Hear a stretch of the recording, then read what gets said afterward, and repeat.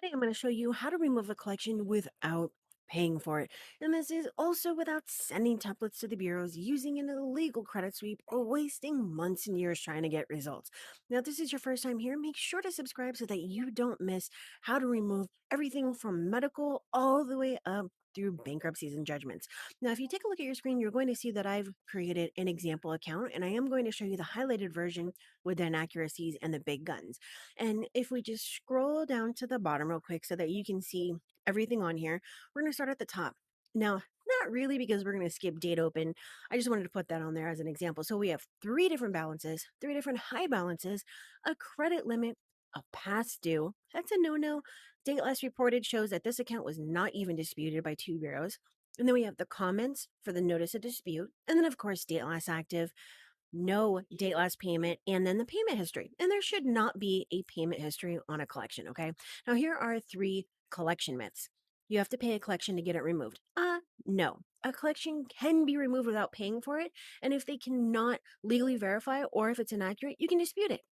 Paying a collection will remove it from your credit report. No, because paying a collection may not remove it from your report, even with a verbal agreement. Their job is to get you to pay, and that's it. So you better get that in writing. Paying a collection will raise your credit score. No, most score models disregard the balance of a collection. The collection itself is the damage on the report. Okay. So keep that in mind. Now, here are a couple collection tactics. So for medical and regular disputes, you're going to go validation of debt with the collector, and I meant regular collections. And then you're going to use factual to the bureaus. For apartment, you're just going to go factual with the bureaus.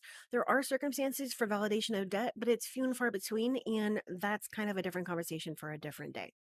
And then as far as debt buyers go, I would have to say to stay away from them. Okay, so this is what you are going to do. You are going to first dispute with the collector. 15 days later, dispute with the bureaus. On the 30th day, send letter to VOD to the collector. And then on the 45th day, letter to credit bureau. Okay. That is the fastest way to get results. Now, as far as the type of reasons that you're going to want to use, we have the type and then the reason. So for regular medical and utility, just say delete this collection because it's unknown. I mean, you want to put the burden of proof on them. For apartment, look for factual. So delete account for inaccuracy because it reports three different dates last active. Factual is going to be account reports three different balances. Stop reporting it. And then a violation would be failure to enter the required notice of dispute. That is most definitely a violation. Now, if we go back and look at this example account, you're going to see a bunch of stuff that you can work with, like having the past due on a collection. By default, the collection is past due. So why is that even going to be on there? Look at the failure to put the notice of dispute on there. Look at the date last active. Look at the entire payment history. Like there should not be a payment history because this collection is already late. So keep in mind, deleting a collection from your credit report only removes it from the database, which means that you still have an obligation to pay. You should be very careful when you use a validation of debt because, I mean, we had kind of highlighted that in the beginning, but you can get kind of in trouble for this, okay? So that's why we want to stay away from the debt buyers. And the bureaus have an obligation as well as the collectors to make sure that the account is accurate, okay? So your big guns are going to be date last reported, date last paid, limit, past due, and the late payments. Now, I'm going to give you the key here, and you can find the link in the description. So it's called Set the Follow Up, and you want to drive the outcome. And you can learn how to do this with a deep dive workshop at vault.my740.com. Just look for deep dive workshop and you'll find it.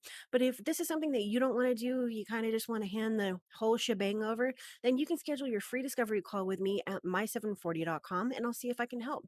Now, you might want to check out this video next on how to remove a charge off without paying, and I will link that in the description. But for right now, thanks for watching. Make sure to hit that like and leave me a comment and let me know if I didn't cover something. But as far as right now goes, I hope you have a wonderful day and thanks for watching.